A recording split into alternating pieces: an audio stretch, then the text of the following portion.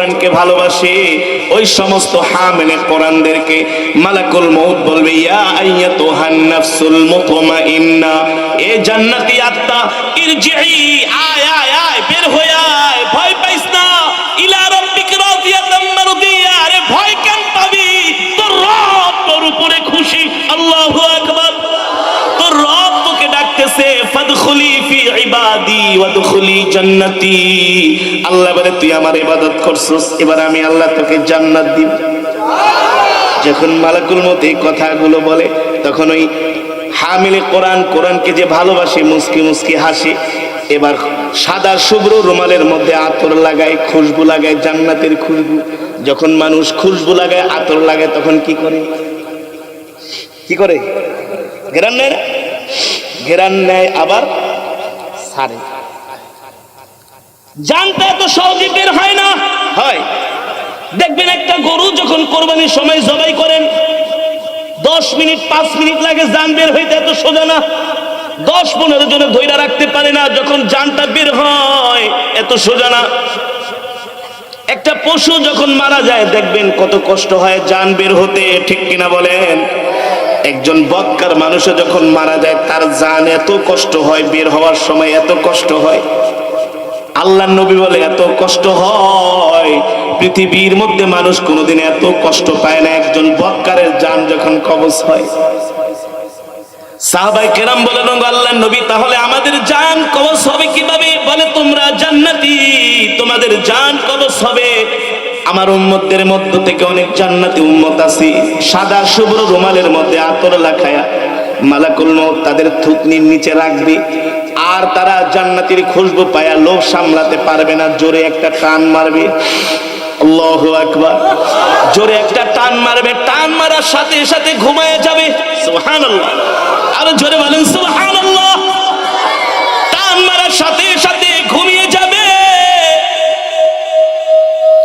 ঘুমান্ত অবস্থায় হালকা করে নাক দিয়ে একটু আবার ওই খুশবুর বাতাস বের হবে, সাথে সাথে রূহটা বের হয়ে যাবে। আর জোরে বলেন সুবহানাল্লাহ। তার আত্মাটাকে মালাকুল মউত চাই আলমে বারজাখে নিয়ে যাবে। আল্লাহু আকবার। জোরে বলেন আল্লাহু আকবার। আলমে বারজাখে নিবে। যখন তাকে গোসল করায়া, কাফনের কাপড় পরায়া যখন তাকে কবরের মধ্যে নিয়ে যাবে, সে মনে করবে ঘুমায় আছে, সে মনে করবে ঘুমায় আছে, ঘুমের মধ্যে স্বপ্ন দেখতেছে। যখন তাকে কবরের মধ্যে শোয়ানো হবে, সে বুঝতে পারবে তাকে কবরের মধ্যে শোয়া আত্মীয় স্বজন লাভ দিয়া জমিনে উঠা যাইতেছি। যদি জান্নাতি হয়, আল্লাহর পেয়ারা বান্দা হয়, ভয় পাবে না।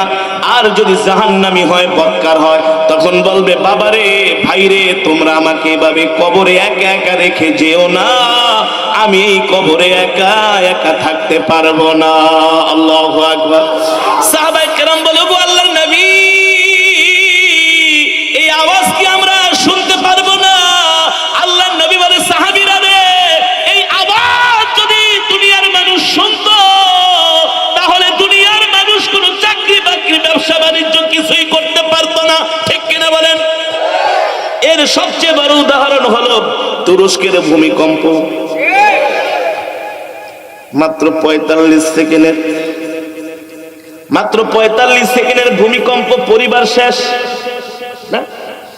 মাত্র 45 সেকেন্ডের ভূমিকম্পে ব্যবসা বাণিজ্য শেষ। মাত্র 45 সেকেন্ডের ভূমিকম্পে চাকরি শেষ। মাত্র 45 সেকেন্ডের ভূমিকম্পে সন্তানের সাথে বাবার শেষ দেখা। মাত্র 45 সেকেন্ডের ভূমিকম্পে স্ত্রীর সাথে স্বামীর শেষ দেখা।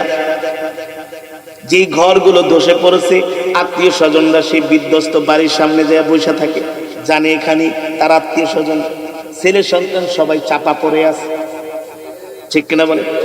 তারা চাপা পড়ে আছে, এখানেই তাদের জীবনের শেষ। আর কোনদিন এই দুনিয়াতে তাদের সাথে দেখা হবে না। হবে? এই দুনিয়াতে কোনদিন তাদের সাথে দেখা হবে না।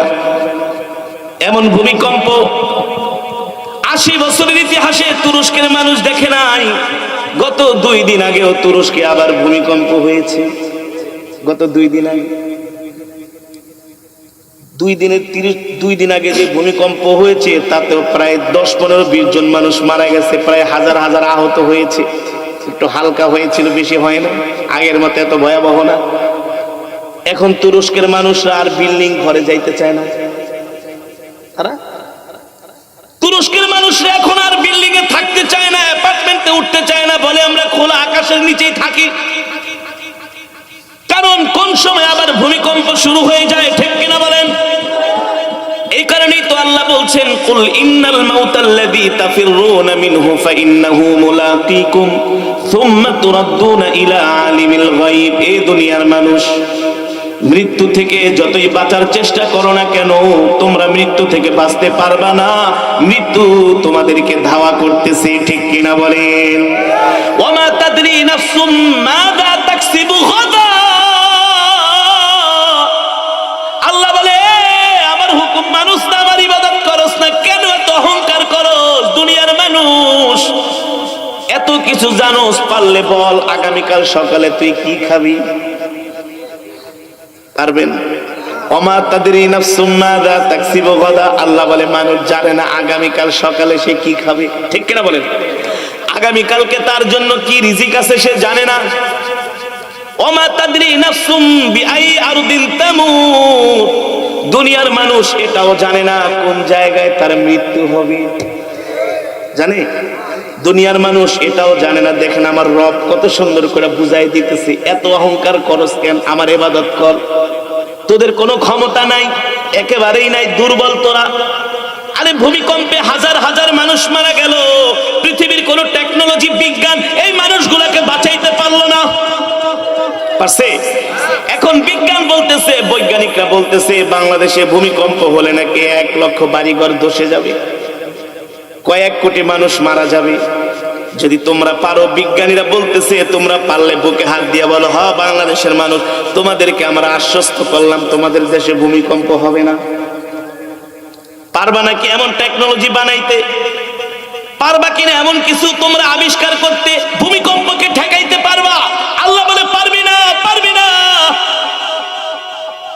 আফআমিনা আহলুল কুরা আইয়াতিয়াহুম বাসুনা বায়াতাও ওয়া হুম নাইমুন। আমি আল্লাহ তোদেরকে দুনিয়াতে পাঠাইছি আমার ইবাদত করার জন্য, আমার হুকুম মানুষ না, আমার গোলামি করস না, আমার নাফরমানি করবি, আর তোরা মনে করবি তোরা আমার আযাব থেকে বেঁচে গেছস।